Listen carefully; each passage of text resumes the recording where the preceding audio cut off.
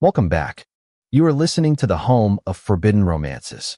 Prepare yourself, because tonight's story will leave you breathless. The flute of champagne didn't just fall. It exploded against the marble floor, the sound tearing through the polite chatter like a gunshot, signaling the end of my life as I knew it.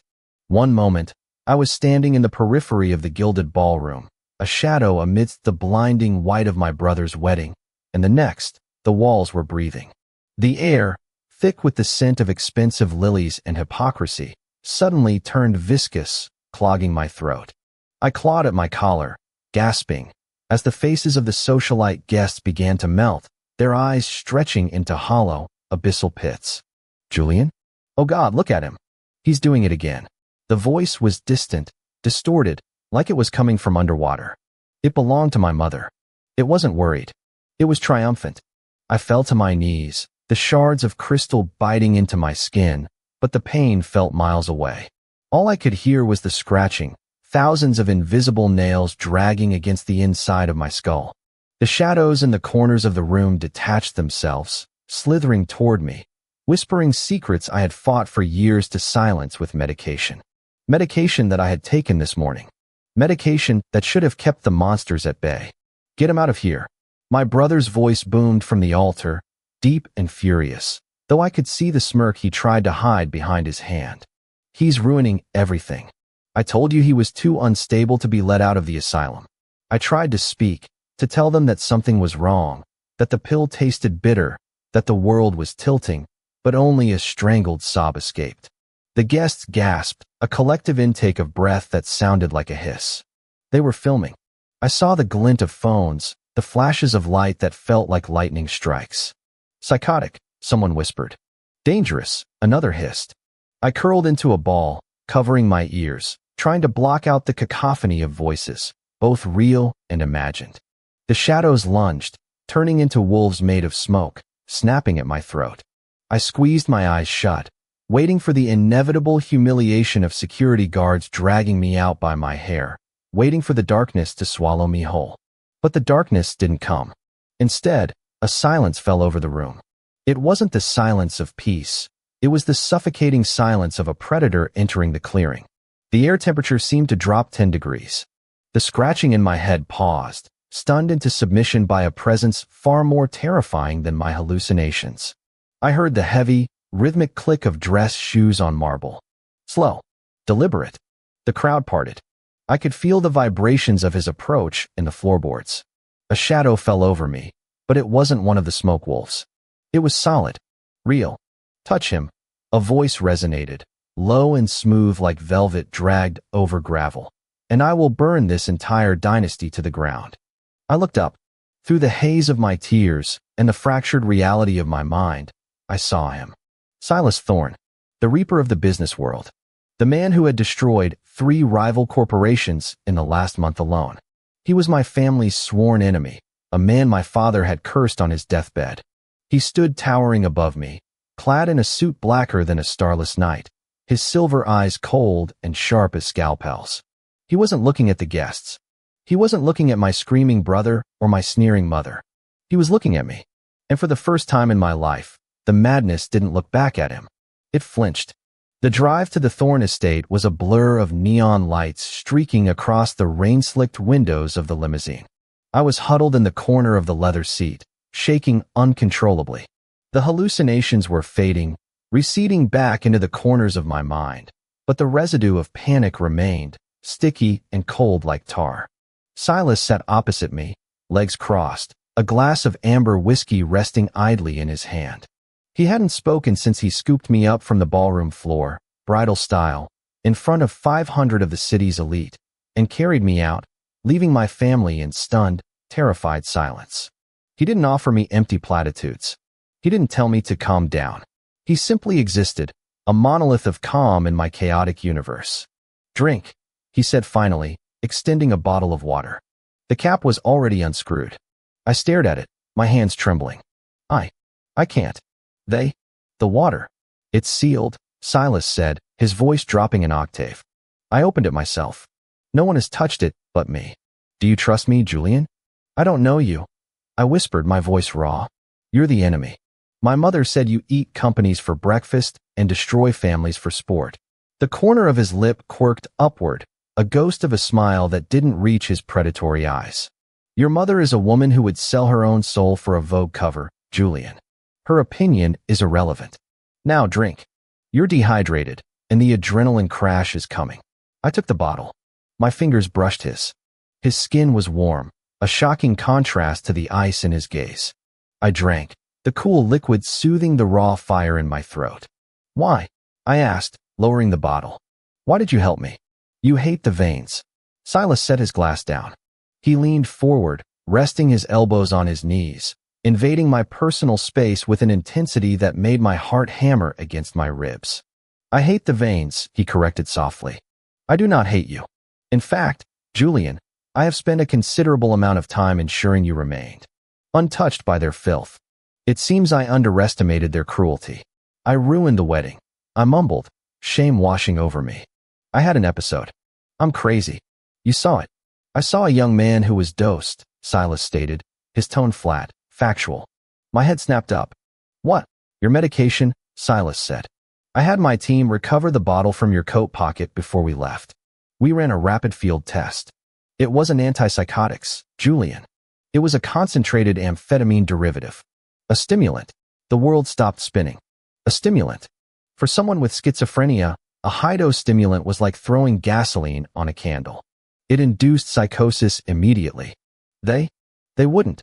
I stammered, though deep down, the cold knot in my stomach told me they would. Your grandfather's trust fund releases to you upon your 25th birthday, provided you are of sound mind, Silas recited, as if reading a contract. If you are deemed permanently incapacitated, control of the assets reverts to the next of kin. Your brother, Marcus. I felt the bile rise in my throat. It wasn't just cruelty. It was a heist. They had staged my breakdown to steal my inheritance. They had dragged me into the center of the ballroom, knowing exactly when the drugs would kick in, just to film me screaming at ghosts. I have nowhere to go, I whispered, the realization crushing me. They'll have the papers signed by morning. They'll lock me away. Silas reached out, his hand large and calloused, and cupped my chin. He forced me to look at him, to meet that intense, silver gaze. You are in the lion's den now, little bird, he murmured. And no one takes what belongs to the lion. The Thorn penthouse was less of a home and more of a fortress in the sky. Glass walls looked out over the sprawling city, a sea of lights that felt a million miles away. Everything was sleek, modern, and dark. Obsidian floors, black velvet furniture, abstract art that looked like bruised storms. It suited him. For 3 days, I stayed in the guest wing. It was larger than my entire apartment back home. Silas had doctors come, private doctors, who didn't ask questions and didn't report to the tabloids. They flushed the drugs from my system and put me back on my correct regimen. The fog in my mind cleared. The whispers stopped. But the anger began to grow. On the 4th night, I couldn't sleep. I wandered into the main living area, wrapped in a silk robe Silas had provided. I found him on the balcony, staring out at the city, a cigarette burning between his fingers. He didn't turn around. You should be resting. I'm done resting, I said, surprised by the steel in my own voice. Silas turned slowly. The wind whipped his dark hair across his forehead. He looked tired, human for the first time. Is that so? I want to know why, I demanded, stepping out into the cold night air. You said you've been watching me. Why? I'm nothing. I'm the broken vein. The defect. Silas dropped the cigarette and crushed it beneath his heel. He walked toward me, closing the distance until I had to tilt my head back to look at him. Do you remember the gala in Milan, 5 years ago? He asked. I frowned. I was 19. I hid in the library the whole time. Precisely, Silas said. I found you there. You were sketching. You didn't know who I was. You didn't care about my money or my reputation. You just showed me your drawing. A bird with a broken wing trying to fly during a storm. You said, it's not broken, it's just waiting for the wind to change. I blinked, a vague memory surfacing. A tall man in a tuxedo. A rare moment of peace. I have been surrounded by sharks my entire life, Julian, Silas said, his voice dropping to a rough whisper. People who want, who take, who devour. You were the only thing I had ever seen that was pure. And when I saw what they were doing to you, how they broke your wings to keep you grounded. His hand came up, his thumb tracing the line of my jaw. The touch sent a shiver down my spine that had nothing to do with the cold. I decided that I would become the wind, he finished. My breath hitched. Silas, I have acquired the debt of the Vane Corporation, he said, shifting gears effortlessly back to the ruthless tycoon. Your brother's wedding cost a fortune they didn't have. They leveraged the company against your trust fund, assuming they would have control of it by Monday. But they don't.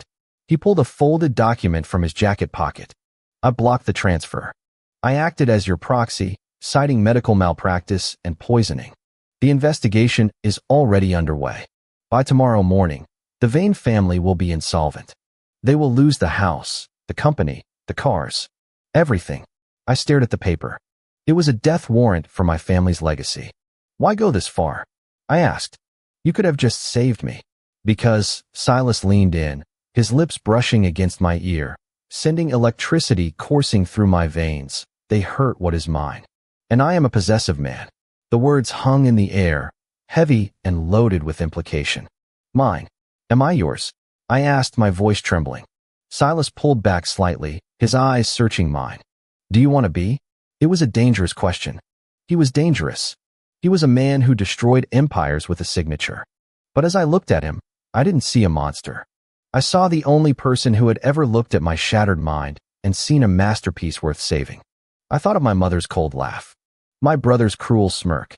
Then I looked at Silas, who stood between me and the abyss like a dark angel. Yes, I breathed. Silas didn't smile. He simply nodded, a king accepting fealty. He leaned down and kissed me. It wasn't soft. It was claiming. It tasted of whiskey and smoke and absolute power. I melted into him, clutching the lapels of his suit, feeling the solid beat of his heart against my chest. For the first time in forever, the noise in my head was completely gone. The charity auction 2 weeks later was the event of the season. Every major player in the city was there. The air buzzed with gossip, mostly about the spectacular fall of the Vane family. When the doors opened, the room went silent. I walked in first. I was wearing a suit of midnight blue velvet, tailored to perfection. My hair was styled, my chin held high. I wasn't the trembling, medicated mess they expected. I was vibrant. And a step behind me, a dark shadow at my shoulder, was Silas Thorne. His hand rested possessively on the small of my back, a silent warning to everyone in the room. We moved through the crowd like royalty parting the sea. I saw them, my mother and Marcus. They were huddled in a corner, looking haggard, dressed in clothes that were seasons old. They had been stripped of their status, their accounts frozen, their reputation in tatters. When Marcus saw me, his face twisted in rage. He started to lunge forward. You ungrateful little freak. You did this. He didn't make it 2 steps. Silas didn't even raise his voice. He simply stepped in front of me, blocking Marcus's path. The sheer aura of menace emanating from him froze my brother in his tracks. Security guards, employed by Thorne Industries, materialized from the crowd, flanking us. Mr. Vane, Silas said, his voice projecting across the silent ballroom. I believe you are trespassing. This is a private event for the city's elite. I don't recall seeing your name on the list. He's crazy, Marcus screamed, pointing at me. He's a schizophrenic lunatic. He belongs in a cage. I stepped out from behind Silas. My heart was pounding, but my hands were steady. I looked my brother in the eye. I have an illness, Marcus, I said, my voice clear and ringing. I see things that aren't there. But do you know what the difference is between us? I took Silas's hand, interlacing our fingers.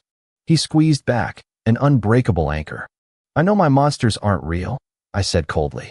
But you are a monster. And you are very real. And now everyone knows it. I turned to the security lead. Remove them. They're disturbing the peace. As Marcus and my mother were escorted out, screaming and thrashing, the cameras flashed. But this time, I didn't hide. I stood tall, framed by the golden light of the chandeliers, with the most powerful man in the city holding my hand. Silas leaned down, his lips brushing my temple. How do you feel, Julian? I watched the doors close on my past, on the fear, on the shame. I looked up at the man who had burned the world down just to keep me warm. Breathless, I whispered. Silas smiled, a true, predatory, possessive smile. Good. We're just getting started. And that is how the viper tamed the wolf. If you enjoyed seeing Julian take his power back, destroy that like button. And tell me in the comments, would you forgive a family that betrayed you for money, or would you watch them burn? I'll be reading your answers. Subscribe for the next chapter. Until then, prompt image. Prompt. Masterpiece, best quality, high-res, 1.2. Korean manhwa style, semi-realistic, digital art. 2 men, BL, Yaoi, Man 1. Julian, slim build, elegant features, messy dark hair, wearing midnight blue velvet suit, confident expression but eyes slightly tearing, holding a champagne glass. Man 2. Silas, tall, broad shoulders, slicked back silver hair, sharp predatory eyes, wearing expensive black tuxedo, standing protectively behind Julian, hand on Julian's waist, glaring at camera. Background is a blurred grand ballroom with crystal chandeliers, onlookers in shock, sparkling lights, dramatic high-contrast lighting, cinematic composition, emotional atmosphere, intricate details.